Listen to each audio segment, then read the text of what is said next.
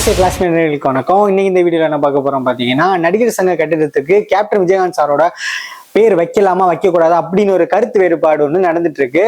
அதை பத்தி விரிவா பேசதான் நம்ம கூட இணைந்திருக்கிறார் சமூக ஆர்வலர் ஜான் லாரன்ஸ் அவரை. நேரடியாக கேட்டு தெரிவித்துக் கொள்வோம் வாங்க. அதாவது கேப்டன் விஜயகாந்த் அவர் நடிகர் என்று சொல்லுவதை விட தமிழகத்தினுடைய நல்ல பல செயல் திட்டங்களை உருவாக்கி நல்ல பல திட்டங்களை ஏழைகளுக்கு செய்வதில் ஒரு அன்னை தெரசா என்று கூட சொல்லலாம். தமிழகத்தினுடைய அன்னை தெரசா என்ற ஒரு பட்டத்தை சூட்டினால் அது கேப்டன் விஜயகாந்த் அவர்கள் பொருத்தமானவராக இருப்பார். ஏனென்று சொன்னால் அவர் ஏழைகள் மீது இரக்க குணம் கொண்டவர்.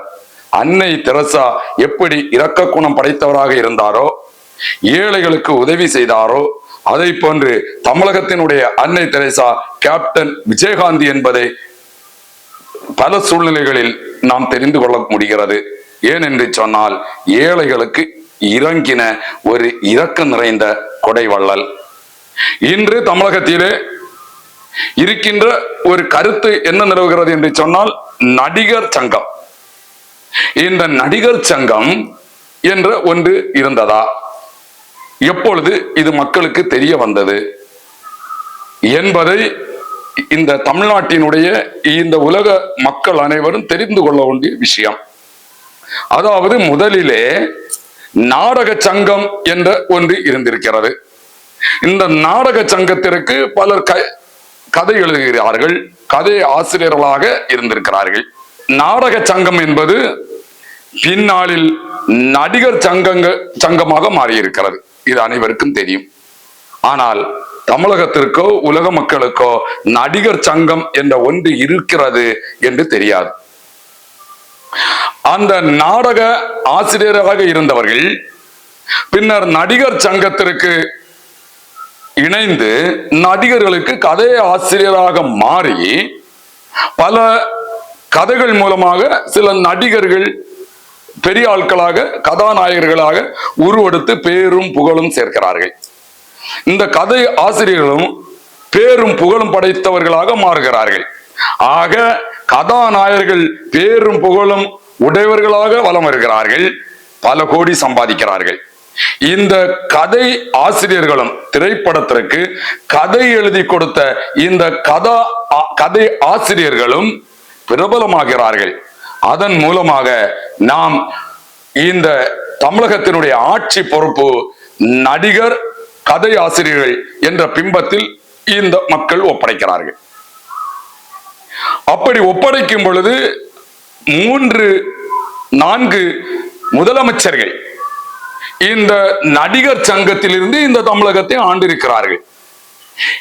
அவர்கள் என்ன நினைத்தாலும் நடக்கும். அது ஏன் என்று சொன்னால், ஆட்சி தமிழகத்தினுடைய ஆட்சியா முதலமைச்சர்கள். அவர்கள் முதலமைச்சர் இல்லை என்றால் தமிழ்நாடு இல்லை. அவ்வளவு அதிகாரமான ஒரு முதலமைச்சர். இந்த நடிகர் சங்கம் இருக்கிறதா என்று மக்களுக்கு தெரியாது.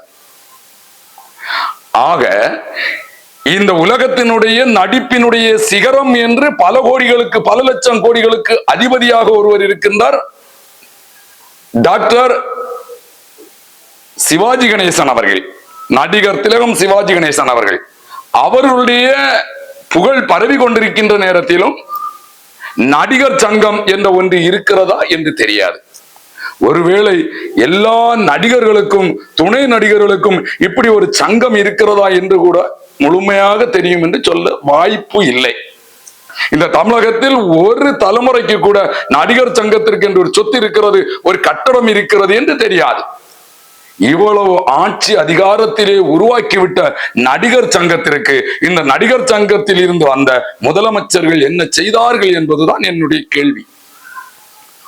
அன்புள்ளம் கொண்ட தமிழக மக்களே, சற்று யோசித்து பார்க்க வேண்டும். இன்று அன்பு உள்ளத்தோடு ஒவ்வொருவரும் பேரும் புகழோடும் வாழ்ந்து கொண்டிருக்கின்ற நடிகர் நடிகைகளே, மனசாட்சியோடு நீங்கள் யோசித்து பார்க்க வேண்டும். இப்படி நடிகர் சங்கம் என்று ஒன்று இருக்கிறதா என்று தெரியாத சூழ்நிலையிலே, அதற்கு உதாரணமாக சொல்ல போனால், இன்று இந்தியாவினுடைய அதி பயங்கரமான அதிகாரம் படைத்த ஒரு நிர்வாகம் தேர்தல் கமிஷன். இந்த தேர்தல் கமிஷன் என்ற ஒன்று இருக்கிறது என்று அடித்தட்ட பாமர மக்கள் முதல் இந்த உலகத்திற்கு இந்தியாவினுடைய ஒரு தேர்தல் கமிஷன் நிர்வாகம் அதிபயங்கரமான வல்லமை படைத்த ஒரு நிர்வாகம் என்பதை வெளிக்காட்டிய ஒரே ஒரு ஆளுமை மிக்க ஒரே தலைவன் டி.என். சேஷன் அவர்கள். மதிப்புக்கும் மரியாதைக்கும் உரிய டி.என். சேஷன் அவர்கள். அவர்கள் எப்பொழுது தலைமை தேர்தல் கமிஷனாக பொறுப்பேற்றாரோ அதிலிருந்து இந்தியாவிலே ஒரு தேர்தல் கமிஷன் இருக்கிறது என்று பாமர மக்களும் அறிந்து கொண்டார்கள்.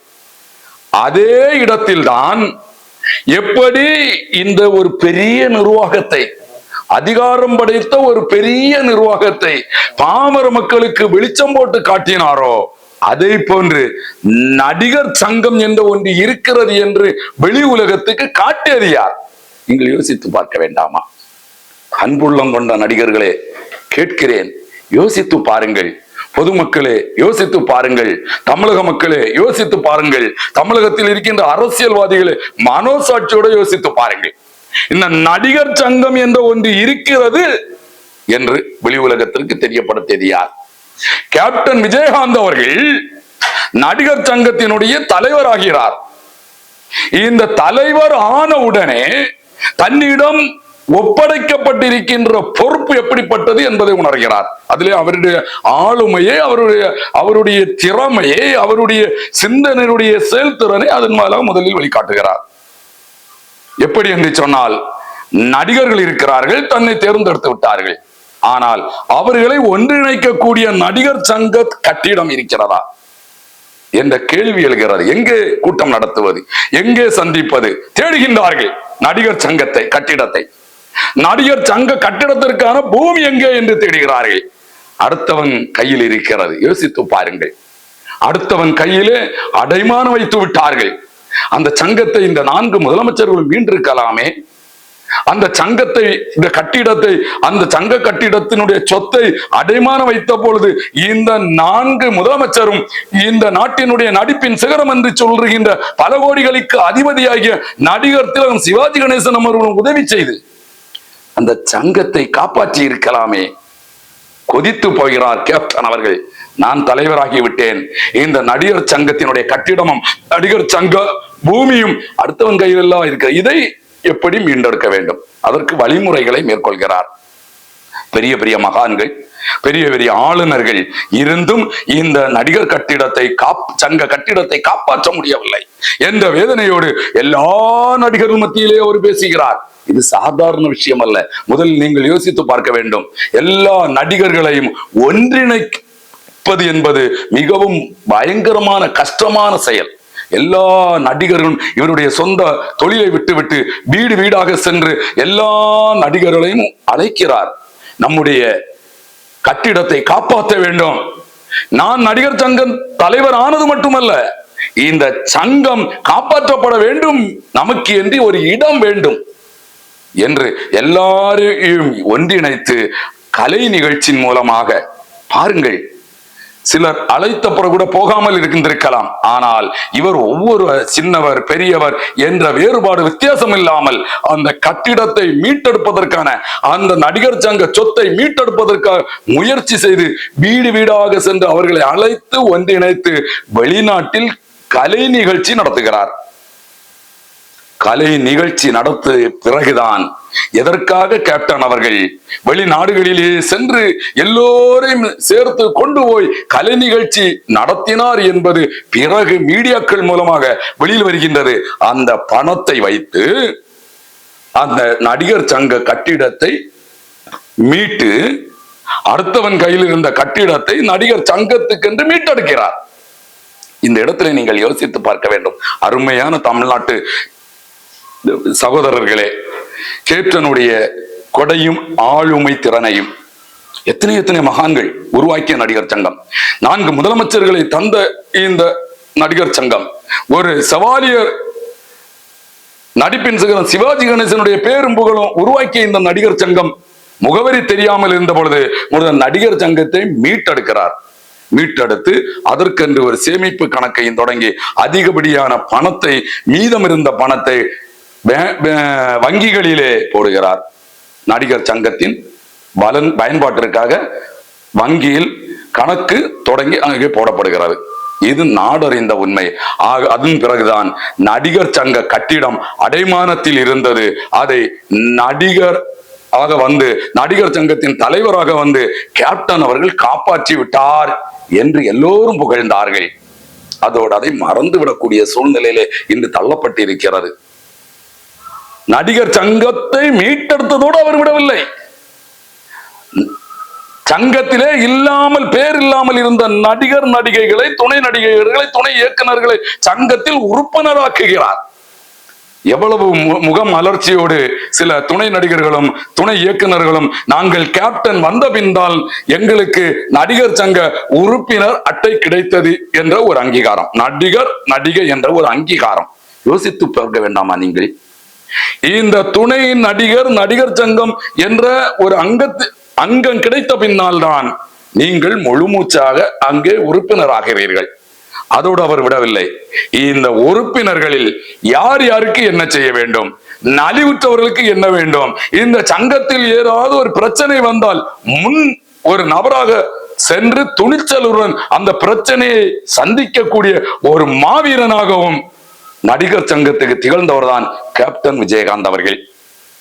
அந்த நடிகர் சங்கத்தில் பல்லோரையும் ஒன்றிணைத்து நடிகர்களுக்கு என்ன உதவி செய்தார் என்பதை உங்கள் மதிப்புக்கும் மரியாதைக்குரிய கலா மாஸ்டர்கள் ஒவ்வொரு பேட்டியிலும் சொல்லுகிறார்கள். எங்களை வாழ வைத்த கடவுள் இன்று கடவுளாக தெரிகிறார். பெண்களுக்கெல்லாம் பாதுகாப்பு என்று சொன்னால் அது கேப்டன் விஜயகாந்த் மட்டும்தான். 100 பெண்கள் ஓரிடத்தில் இருந்தாலும் 100 பெண்கள் மீதும் பாதுகாப்பாக இருப்பார் என்ற ஒரே ஒரு நடிகர் கேப்டன் என்று கலா மாஸ்டர் அவர்கள் எல்லா மேடையாக முழங்கி கொண்டிருக்கிறார்கள்.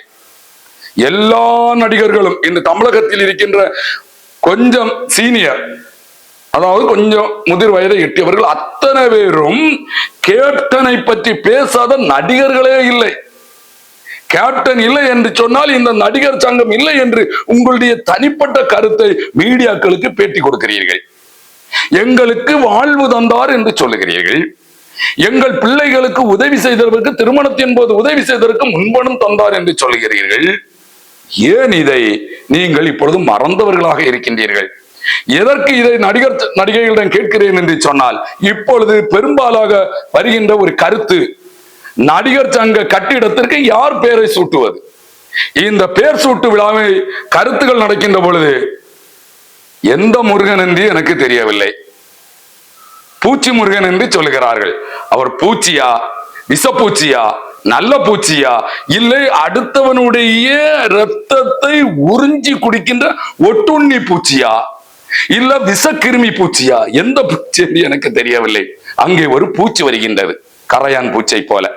நல்லவர்களை பொருள் வைத்திருந்தால் அங்கு ஒரு கரையான் அடிப்பு பூச்சி உண்டே, அதை போன்ற ஒரு பூச்சி முருகன் என்று சொல்லுகிறார்கள். நான் கேள்விப்பட்டதில்லை.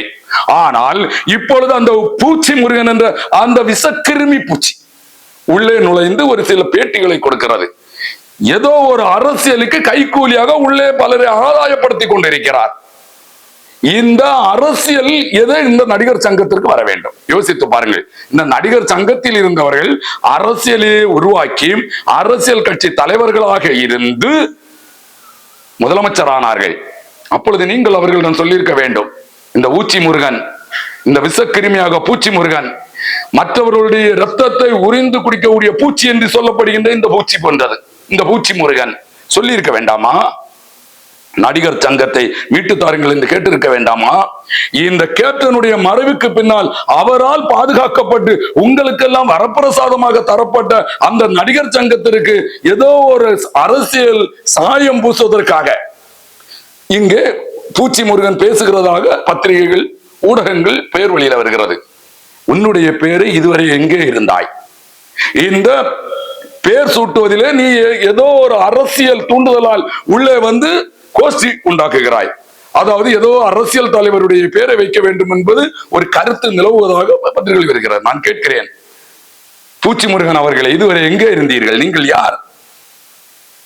நீங்கள் இந்த மக்களுக்கு என்ன செய்திருக்கிறீர்கள்? கேப்டன் இருந்தது வரைக்கும் அவர் முன்னால் நின்று பேசுவதற்கு உனக்கு தகுதி இருக்கிறதா? இல்லை, நடிகர் சங்கத்தை குறித்து பேசுவதற்கு யாருக்காவது இந்த அரசியல்வாதிகளுக்கு தகுதி இருக்கிறதா? அவருடைய மறைவுக்கு பின்னால் நீங்கள் எங்கிருந்து வருகிறீர்கள் என்பதுதான் என்னுடைய கேள்வி. ஆனால் இந்த நேரத்திலும் அந்த மதிப்புக்கும் மரியாதையோடு நான் பூச்சி முருகன் அவர்களை பார்த்து கேட்கிறேன், இந்த நடிகர் சங்கத்தை பாதுகாத்தது கேப்டன் விஜயகாந்த் அல்லவா? மனசாட்சியை தொட்டு பாருங்கள். இரண்டாவதாக, நடிகர்களே, நடிகைகளே, இயக்குனர்களே, உங்களை வாழ வைத்த கடவுள் என்று வாய்கிலேயே பேட்டி கொடுப்பதல்ல, இந்த நடிகர் சங்கத்தை காப்பாற்றிய கடவுள் என்று சொல்லப்படுகின்ற அதற்கு குரல் கொடுக்க கூடாதா? நீங்கள் ஏன் மௌனம் சாதிக்கிறீர்கள்? ஒரு அரசியல் உள்ள வர வேண்டுமா? உங்களை எல்லாரும் ஒன்றிணைத்து விஜயகாந்த் அவர்கள் அரசியல் உருவாக்கிய பிறகும் இந்த நடிகர் சங்கத்தில் அரசியல் என்ற ஒன்றை கொண்டு வராமல் உங்கள் அனைவரையும் ஒன்றிணைத்தாரே.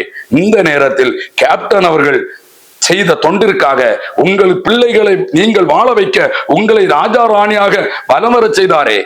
இந்த கட்டிடத்திற்கு பேர் சூட்டுவது, நடிகர் சங்க கட்டிடத்திற்கு பேர் சூட்டுவது கேப்டன் விஜயகாந்த் என்ற பெயரை சூட்டுங்கள் என்று நீங்கள் ஏன் குரல் கொடுக்கலாமே? மனசாட்சி உறுத்தவில்லையா? ஏன் அங்கே ஒரு அரசியல் உள்ளே வருகிறது? நீங்கள் அடையாளம் கண்டு கொள்ள வேண்டும். இது யாரினால் வருகிறது? இல்லை ஆளுகின்ற வர்க்கத்தினால் உருவாக்கப்படுகிறதா? இல்லை இந்த பூச்சி முருகன் அந்த ஆளும் வர்க்கத்துக்கு ஏதோ ஒரு அடிமையாகி விட்டாரா? தன்னுடைய சுயநலத்திற்கு இந்த நடிகர் சங்கத்தை விற்று தன்னுடைய குடும்பத்தை வாழ வைப்பதற்கு அரசியலை உள்வருகின்ற இசக்கிருமி பூச்சி முருகனாக உங்களுள் பிளவை உருவாக்குகிறாரா? நடிகர்களை யோசித்து பாருங்கள். இன்று எண்ணற்ற மக்களால் தெய்வமாக வழிபடுகின்ற, மனித கடவுளாக வழிபடுகின்ற அந்த மனித தெய்வத்தினுடைய கேப்டன் விஜயகாந்துடைய பெயரை உங்களுடைய நடிகர் சங்கத்துக்கு வைப்பதல்லவா மனசாட்சி? அந்த மனசாட்சியை தொட்டு பாருங்கள். நீங்கள் எந்த உதவியும் இதுவரை செய்யாமல் இருக்கலாம். அந்த நடிகர் சங்கத்திற்கு கேப்டன் விஜயகாந்த் என்ற பெயரை சூட்டுவதற்கு நீங்கள் எல்லோரும் குரல் கொடுக்கலாமே. ஒருமித்த கருத்தோடு நம் நடிகர் சங்கத்தை காப்பாற்றியது இந்த விஜயகாந்த் அவர்கள். இதில் எந்த அரசியல் தலையீடும் வேண்டாம், எந்த அரசியல்வாதியினுடைய பெயர்களும் வேண்டாம், எந்த தமிழகத்தை ஆண்டு விட்டு போன எந்த முதலமைச்சருடைய பெயர் வைப்பதற்கு தகுதி இல்லை. இந்த சங்கத்தை காப்பாற்றி எங்களுக்கு தந்தாரே, எங்களை வாழ வைத்தாரே. நாங்கள் வளமாக வாழ்வதனால் எங்கள் பிள்ளைகள் வளமாக வாழ்கிறது. இந்த சங்கம் கட்டிடத்திற்கு இந்த சங்கம் இன்று உயர்ந்து நிற்கிறது என்று சொன்னால் அது கேப்டனுடைய பெயரைத்தான் வைக்க வேண்டும். நீங்கள் இந்த ஒருமித்த குரலை கொடுக்கலாமே. பெரிய ஆளாக மதிக்கப்படுகின்ற ராதாரவி அவர்கள், மீசை ராஜேந்திரன் அவர்கள், வெள்ளி கணேஷ் அவர்கள் எல்லோரும் சொல்லுகின்ற வார்த்தை, மதிப்புக்கு மரியாதைக்கு உரிய மன்சூர் அலிகான் அவர்கள், போராட்டங்களை அறிவியுங்கள். நதிநீர் பிரச்சனைக்காக உங்கள் எல்லோரையும் ஒன்றிணைத்து போராட்டம் நடத்தினாரே, எல்லோருமே உட்கார்ந்து இருந்தீர்களே, நல்லது என்று தானே பேசுகிறீர்கள். அப்படிப்பட்ட ஒரு மகானுடைய பெயரை தாங்கி நிற்பதற்காக அந்த நீங்கள் குரல் கொடுக்கலாம் அல்லவா? நீங்கள் வேறு எந்த உதவியும் செய்ய வேண்டாம். அவருடைய பிள்ளைகளுக்கு என்று நீங்கள் எந்த உதவியும் செய்யவில்லை. கேப்டனுடைய மனைவிக்கு நீங்கள் எந்த உதவியும் செய்யவில்லை. அவருடைய பிள்ளைகளுக்கு என்று நீங்கள் உதவி, கேப்டன் உங்களுக்கு செய்த உதவிக்கு அவருடைய பெயரை வைப்பதற்கு நீங்கள் ஒருமித்த குரல் கொடுக்கலாமே. அங்கே ஏன் ஒரு பூச்சி முருகன் அரசியல் சாயம் பூசுகிறான் என்ற கேள்வி உங்களிடம் எழலாமே. ஆக அன்பு நடிகர் நடிகைகளே, திரையுலக பிரபலங்களே, இயக்குனர்களே, நடிகர், பன்முக தன்மையாளர், தொண்டுள்ளம் படைத்தவர், இந்த தமிழகத்தினுடைய அன்னை திரவசாவாக உங்களுக்கு வாழ்க்கை தந்த கடவுளாக விளங்குகின்ற கேப்டனுடைய பெயர் இந்த நடிகர் சங்கத்திற்கு சூட்ட நீங்கள் ஒருமித்த குரல் கொடுத்து இந்த நடிகர் சங்கத்திற்கு கேப்டன் விஜயகாந்த் அவர் என்ற பெயரை நீங்கள் சூட்ட வேண்டும். அதற்கு குரல் கொடுக்க வேண்டும். இல்லை என்றால் அரசிடம் நீங்கள் கோரிக்கை மனு அனுப்பலாமே. தனி ஒருவேளை சேர்ந்து நீங்கள் கோரிக்கை வைக்கும் பொழுது நம்முடைய பிம்பத்தை கண்டு விடுவார்கள், அதனால் அரசியல்வாதிகள் விரோதித்து விடுவார்கள் என்று நீங்கள் நினைத்தால் இந்த கட்டிட சங்கத்திற்கு கேப்டன் விஜயகாந்தை பெயர் வைக்க வேண்டும் என்று ஆட்சியாளராகிய நம்முடைய முதல்வர் மக்களுடைய குரலுக்கு இறங்குகிறவர் என்று சொல்லுகின்ற அந்த இப்பொழுது இருக்கின்ற முதலமைச்சர் அவர்களிடம் கோரிக்கை மனுவை வைத்தால் அவர் நிறைவேற்றுவாரே. ஏனென்று சொன்னால் மக்களுடைய குரலை நிறைவேற்றுபவன் என்று அவர் பேசிக் கொண்டிருக்கின்ற இன்றைய முதலமைச்சர் மக்களுடைய தேவைகளை நிறைவேற்றுவராக இருக்கிறார். இந்த முதலமைச்சர் சற்று யோசித்து பார்க்க வேண்டும். இதில் எந்த விதமான அரசியல் தலையீடு இல்லாமல் உங்களுடைய தலைவரை அரசியல் குருவாக கொண்டு வாழ்ந்தவர் கேப்டன். ஆக அவருக்கு நன்றி கடனாக இன்று தமிழக அரசியலிலே ஒரு தனி முத்திரை, அரசியல் முத்திரை என்று சொல்வதை விட ஏழை எளிய மக்களால் தொழப்படுகின்ற அந்த கேப்டனுடைய பெயரை நீங்கள் சூட்ட வேண்டும். இதில் எந்த விதமான அரசியல் சாயமும் புகுத்த இந்த முதலமைச்சர் அனுமதிக்க கூடாது, அனுமதிக்கவும் மாட்டார் என்பது விஜயகாந்தினுடைய ரசிகர்களுடைய நம்பிக்கை. மதிப்புக்கும் மரியாதைக்குரிய முதல்வர் அவர்களே, இதில் என்ன உங்களுக்கு தயக்கம்? நீங்களே முன்வந்து கேப்டனுடைய பேரை நடிகர் சங்கத்திற்கு வைக்க வேண்டும். அது உங்களுடைய பெருந்தன்மை, மனசாட்சியை முதலமைச்சர் இந்த நேரத்தில் தொட்டு பார்க்க வேண்டும் என்பது என்னுடைய பணிவான வேண்டுகோள். ஏனென்று சொன்னால், ஏழைகளுக்கு இறங்குகிற கடவுளாக பார்க்கப்பட்ட அந்த விஜயகாந்தனுடைய அந்த நடிகர் சங்கத்தை மீட்டெடுத்து இன்று தமிழக திரையுலகத்திற்கு பெருமை சேர்த்துக் கொண்டிருக்கின்ற இந்த நடிகர் சங்கம், இந்தியாவிற்கு எடுத்துக்காட்டாக இருக்கின்ற இந்த நடிகர் சங்கத்தை உருவாக்கி பாதுகாத்து இன்று நிலைநிறுத்தி இருக்கிற அந்த மகானுடைய பேரை சூட்ட நீங்கள் முன்வர வேண்டும் என்பது அன்பு வேண்டுகோள். இதுதான் மக்களுடைய வேண்டுகோளாகவும் இருக்கிறது.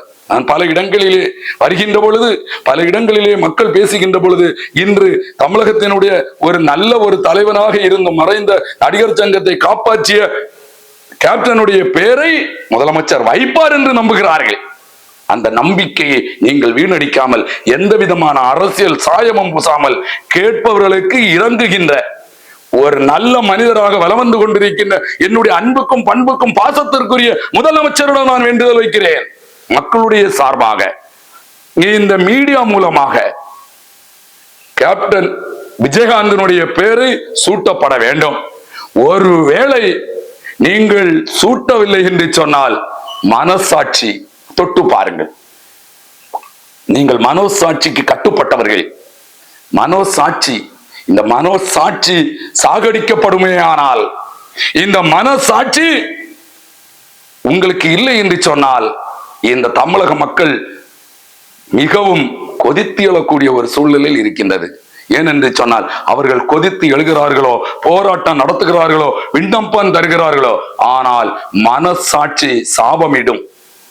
விஜயகாந்தனுடைய பெயரை இந்த கட்டிடத்திற்கு வைக்கவில்லை என்று சொன்னால், இன்று அவர் ஆலயத்திலே போகின்றார்களே, கோயம்பேட்டில் அவருடைய கட்சி அலுவலகத்தில் அவருடைய சமாதியில் போய் தொழுகை நடத்துகின்றார்களே, அத்தனை பேருடைய மனோசாட்சியினுடைய வேண்டுதல். இந்த மனோசாட்சி இல்லாதவர்களுக்கு பின்விளைவு ரொம்ப மோசமாக இருக்கும். எனவே நடிகர், நடிகைகளே, இயக்குனர்களே, துணை நடிகர்களே, திரைப்பட பெரியவர்களே, எல்லோரும் ஒருமித்த கருத்தோடு இது அரசியல் சாயம் வேண்டாம், பூச்சி முருகன் என்ற விஷக்கிருமியினுடைய அரசியல் சாயம் அங்கே வேண்டாம் என்பதை உணர்ந்து கொள்ள வேண்டும்.